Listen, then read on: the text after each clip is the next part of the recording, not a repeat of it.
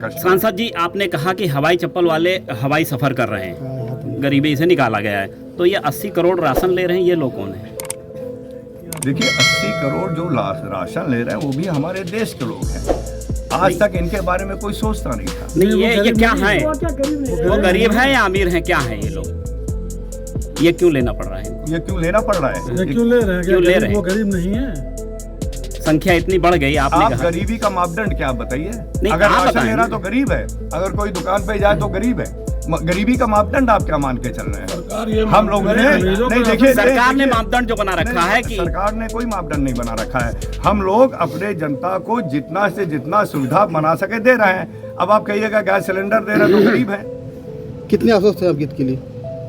कितने आश्वस्त हैं? देखिए चुनाव है, चुनाव में हम लोग इसको लड़ाई मान के हम लोग पूरी मेहनत के साथ लड़ रहे हैं और इसमें हम लोग चुनाव जीतेंगे। भारतीय जनता पार्टी की सरकार बनेगी, इसमें कोई दो राय नहीं। सीधी लड़ाई आप किससे मानते हैं? यहाँ कोई लड़ाई नहीं है। यहाँ जनता बस रुकी है कि मौका मिला वोट डाल दे।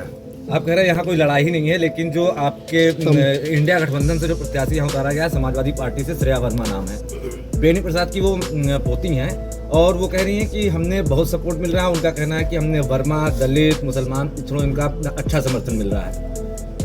देखिए आदरणीय मोदी जी के कार्यकाल में यहाँ पे जो पहले जातगत प्रथा चलती थी वो खत्म हो गई है। लोगों ने देख लिया, हर पार्टी को सरकार बनाने का मौका जनता ने दिया है और हर पार्टी का कार्यकाल देख लिया है।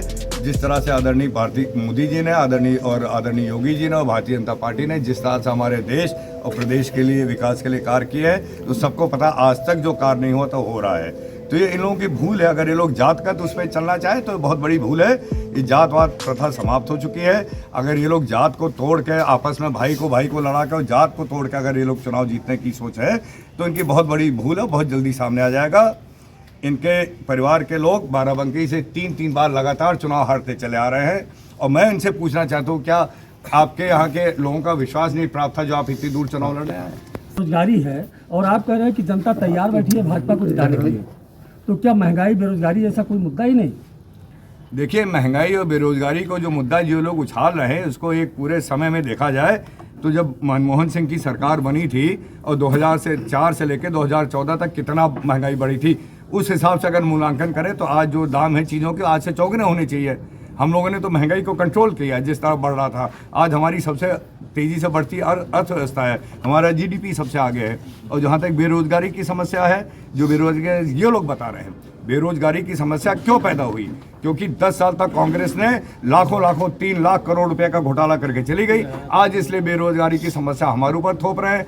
4 बार बसपा और सपा की सरकार रही है, इन्होंने क्या किया? इन्होंने भी प्रदेश को लूटने का काम किया है। कोई विकास कार्य नहीं हुआ, कोई इंफ्रास्ट्रक्चर का काम नहीं हुआ। आज आपके यहाँ मेडिकल कॉलेज बन रहा है, इसमें हमारे गरीब परिवार के लड़के लोग पढ़ के लड़के लड़कियाँ पढ़ के डॉक्टर बनेंगे और तब इन लोगों की बेरोजगारी की समस्या दूर होगी। आज अयोध्या का इतना तेजी से विस्तार हो रहा है, वहाँ पे तमाम रोजमर्रा की चीज़ों की ज़रूरत होगी।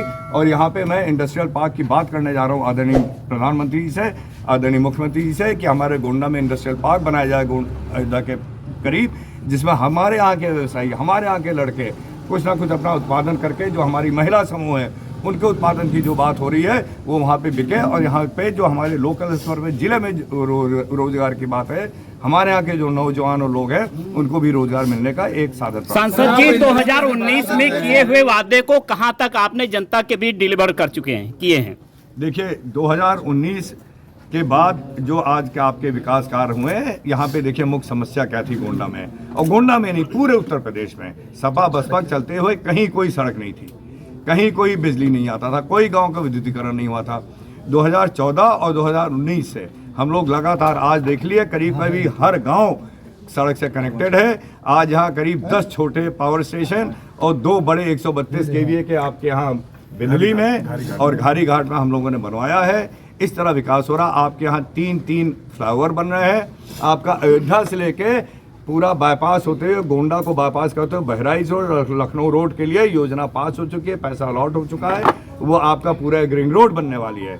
आश्रम पद्धति विद्यालय बन रहा है, जहाँ गरीब छात्र लोग रह के वहाँ पे उनको पूरी सुविधा है और शिक्षण ग्रहण कर रहे हैं। आज आपके यहाँ 10-10 ट्रेनें रुक रही हैं।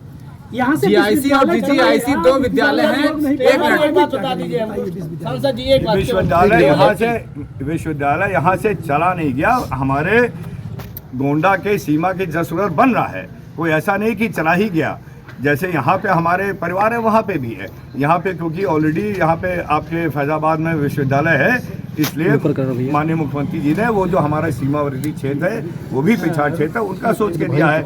इसके बाद भी यहाँ पे हम लोग टेक्निकल यूनिवर्सिटी की बात करेंगे जिससे हमारे लड़के टेक्निकल एजुकेशन पाके अपनी रोजी रोटी। सांसद जी एक सवाल मात्र, सवाल ये है कि आपने सड़कों की बात कही, बड़ी अच्छी बात है, सड़क बन गई। दो विद्यालय GIC और GGIC, क्या आपको पता है कि वहाँ शिक्षक की कमी है?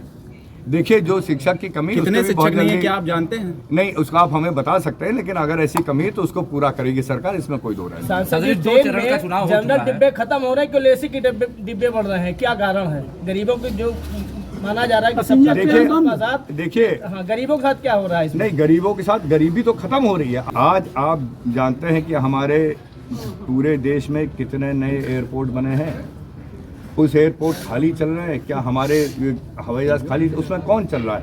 जो पहले गरीब था आज वो गरीबी रेखा के ऊपर आ चुका है, आज उसकी अपेक्षा दूसरी है और उस हिसाब से यहाँ पे काम हो रहा है। आप जाके अयोध्या एयरपोर्ट देख लीजिए, आप कहीं भी, आप दिल्ली लखनऊ एयरपोर्ट देख लीजिए, जो आम जनता जिसके पास सेकंड क्लास है चलने के लिए पैसा नहीं था, आज उसके पास हवाई सेवा का पैसा है। तो आप तरीके से बेरोजगारी का हवाला दिया है। मैं ये नहीं कह रहा हूँ सब अमीर हो गए, मैं ये कह रहा हूँ कि जो गरीबी रेखा थी उसको बहुत हद तक पीछे हम लोगों ने किया है और गरीबी से बहुत सारे सैकड़ों करोड़ों लोगों को हम लोगों ने, हमारी सरकार ने